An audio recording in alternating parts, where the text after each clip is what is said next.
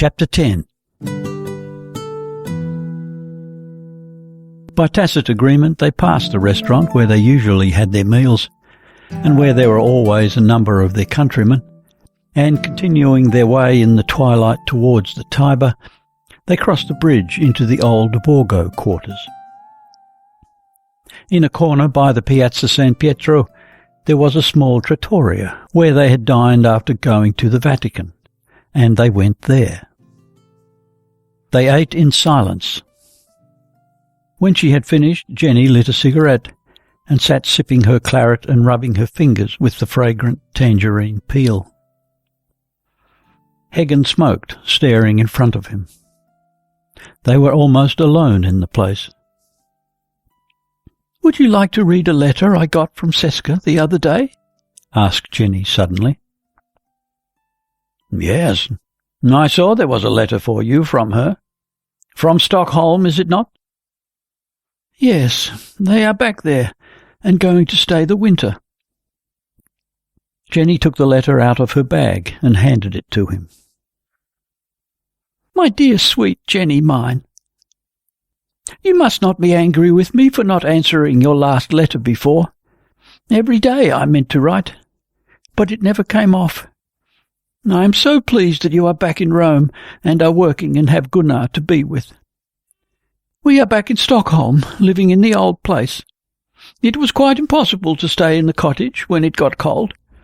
It was so draughty that we could only get warm in the kitchen. We would buy it if we could afford it, but it would cost too much. It wants so much done to it. The garret would have to be made into a studio for Lennart. Stoves would be wanted, and lots of other things. But we have rented it for next summer, and I am so happy about it, for there is no place in the world I love more. You cannot imagine anything more beautiful than the west coast. It is so bleak and poor and weather-worn. The grey cliffs with scraggy copse in the crevices, the woodbine, the poor little cottages, the sea, and the wonderful sky. I have made some pictures out there, and people say they are good, and Lennart and I have enjoyed it so much. We are always friends now, and when he thinks I am good, he kisses me, and calls me a little mermaid and all kinds of nice names, and I suppose I shall grow very fond of him in time. We are back in town again, and our journey to Paris will not come off this time, but I don't mind a bit. It seems almost heartless of me to write about it to you, for you are so much better than I, and it was so dreadfully sad that you should lose your little boy.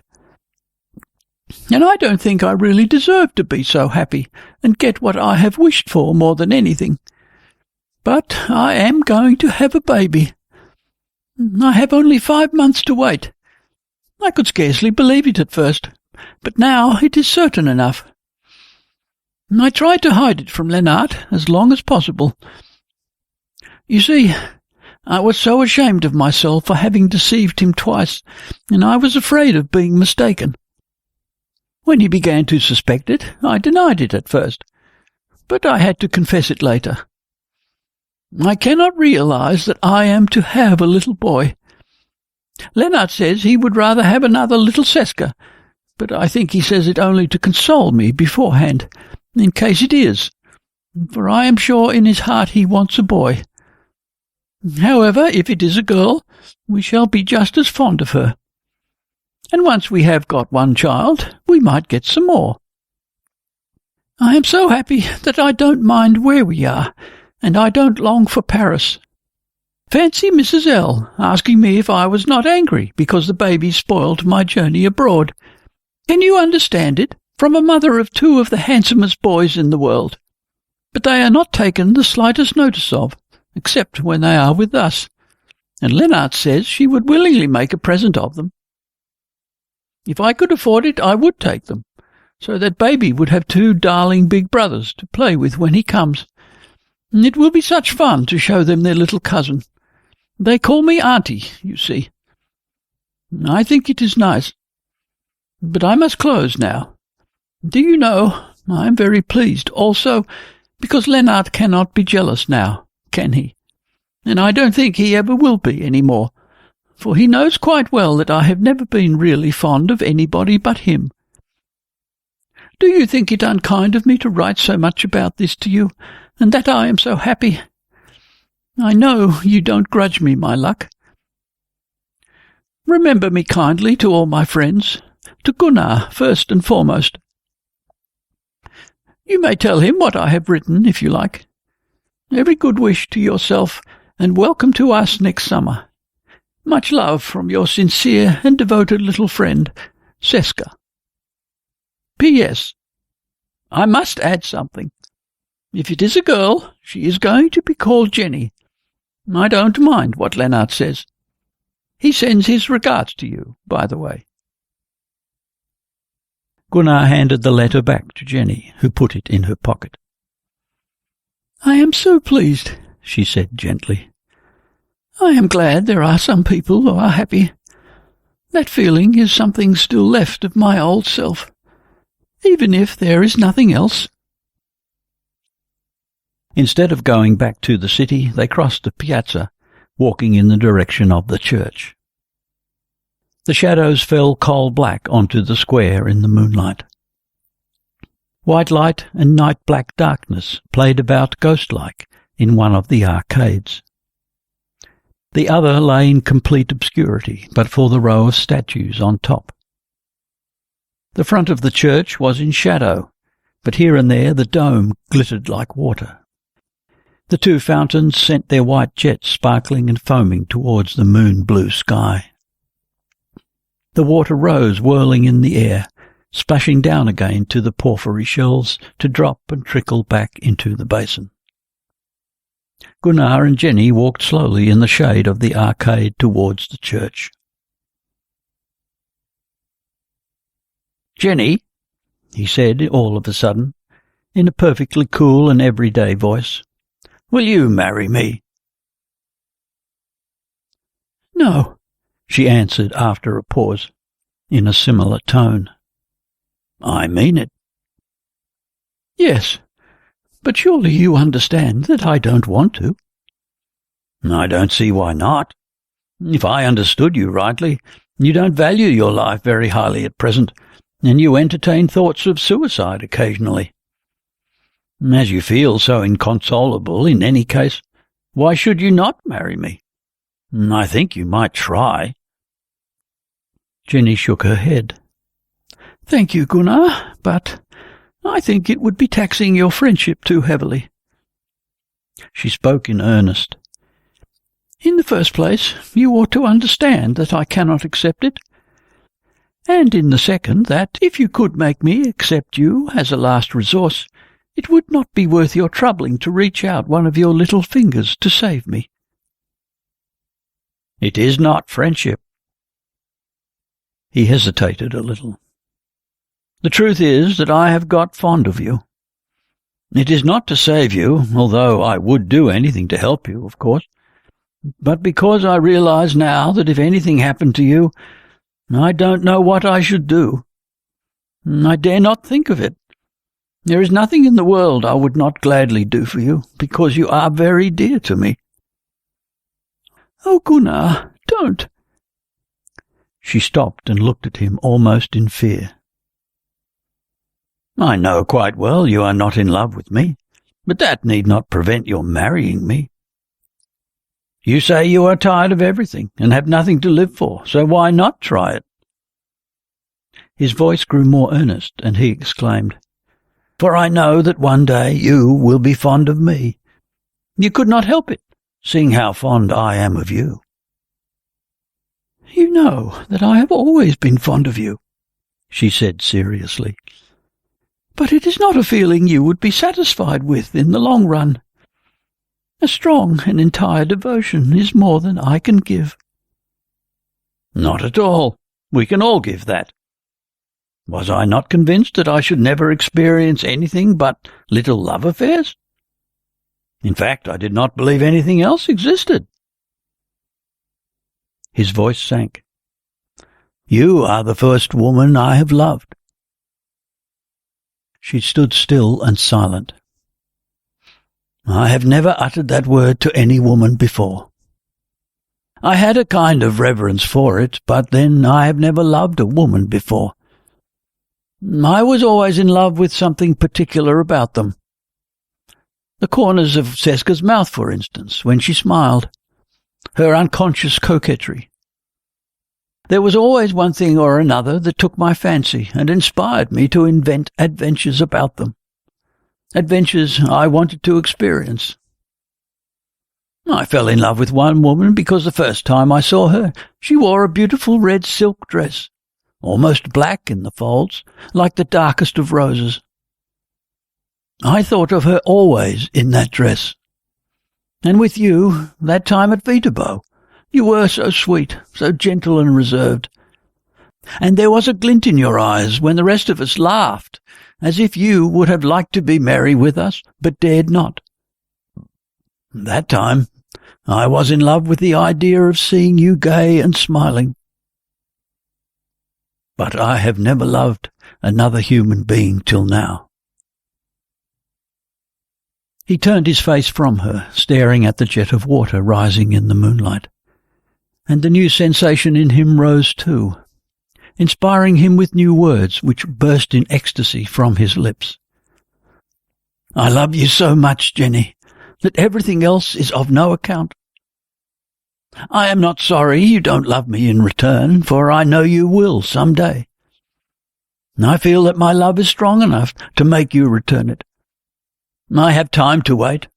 My happiness will be in loving you. When you spoke about being trampled upon and throwing yourself under the train, something happened to me. I could not explain what it was. I knew only that I could not listen to you saying such things. I knew I would never allow it to happen, not for my life. And when you spoke of the child, I felt infinitely sad to think that you had suffered so intensely, and that I could not do anything for you. And I was sad too, because I wanted you to love me. Everything you said was echoed in my soul, the boundless love and the bitter longing, and I understood that my love for you was just that.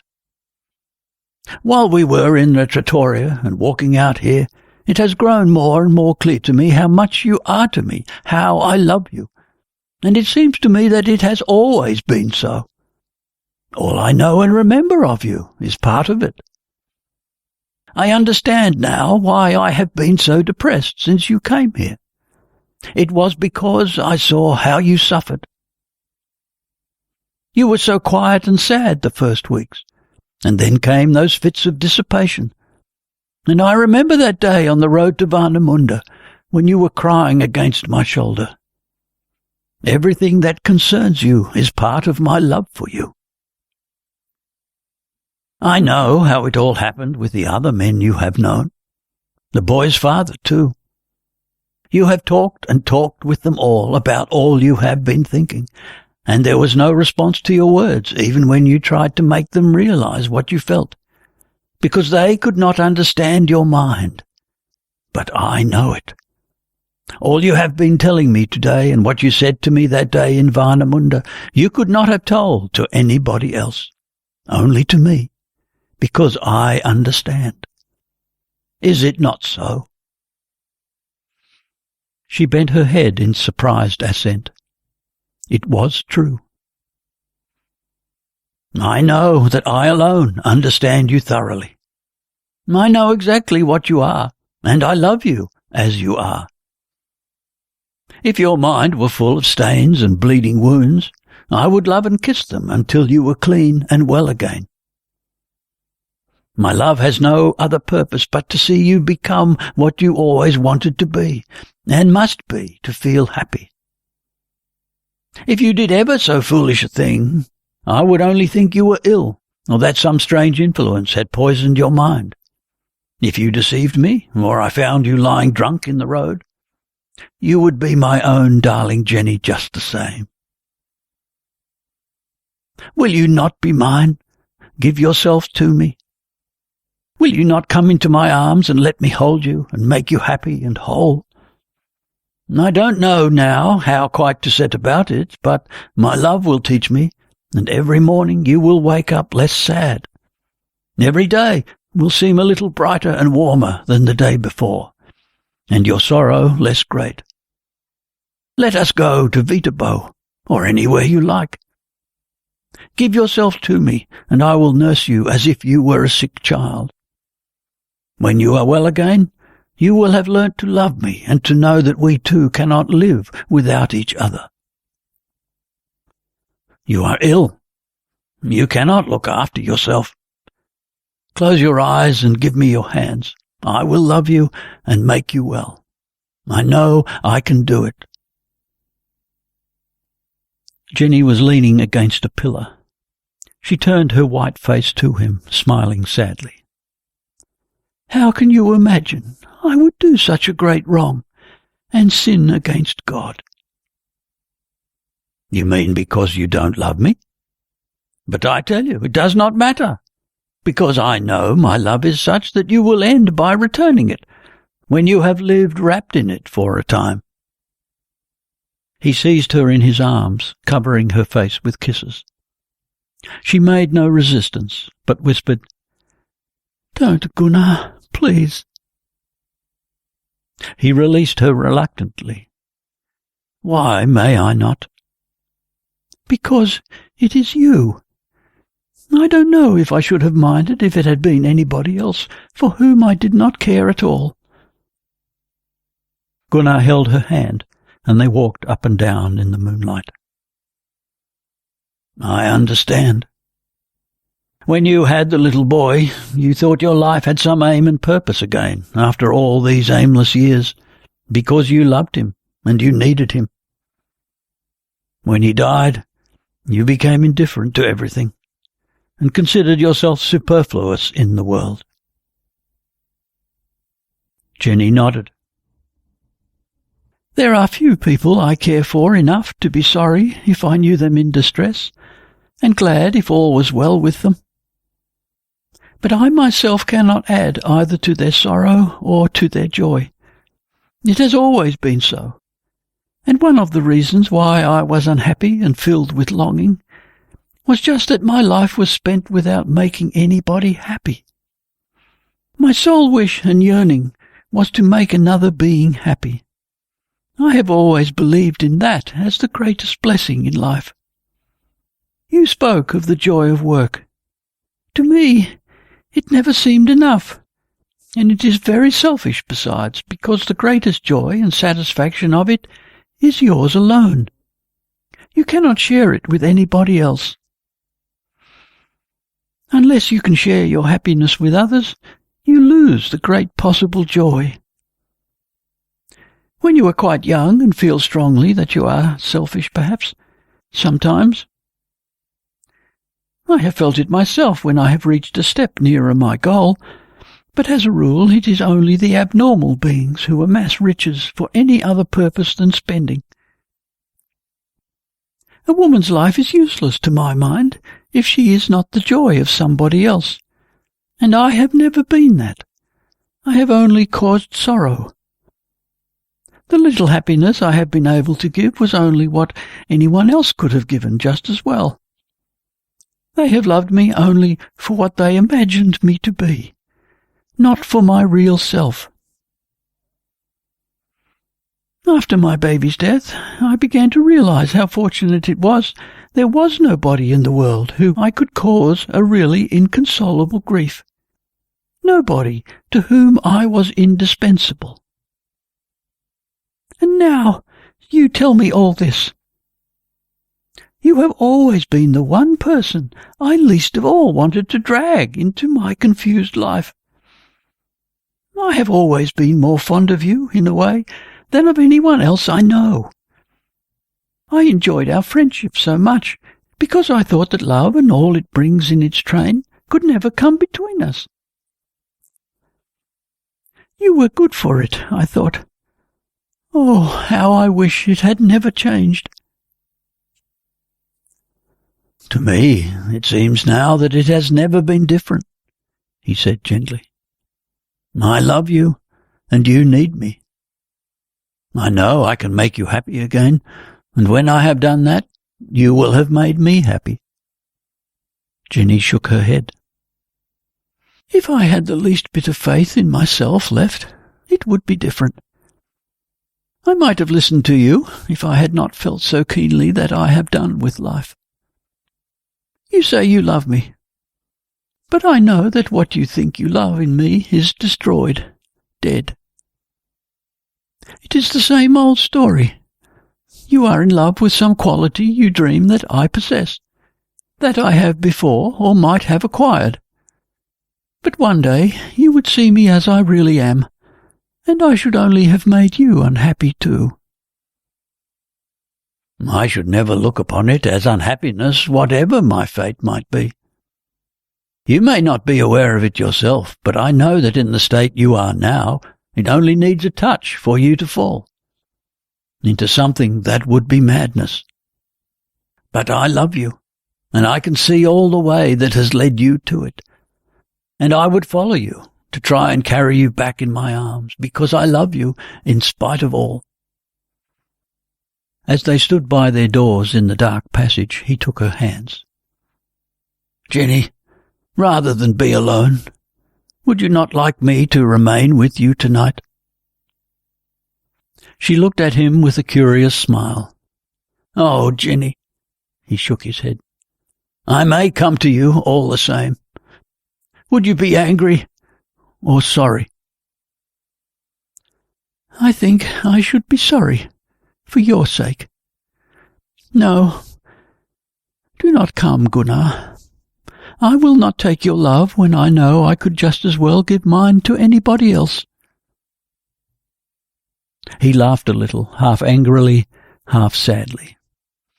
Then I ought to do it. If once you were mine, you would never belong to anybody else. I know you too well for that. But, as you ask me not to, I will wait, he added, with the same curious little laugh.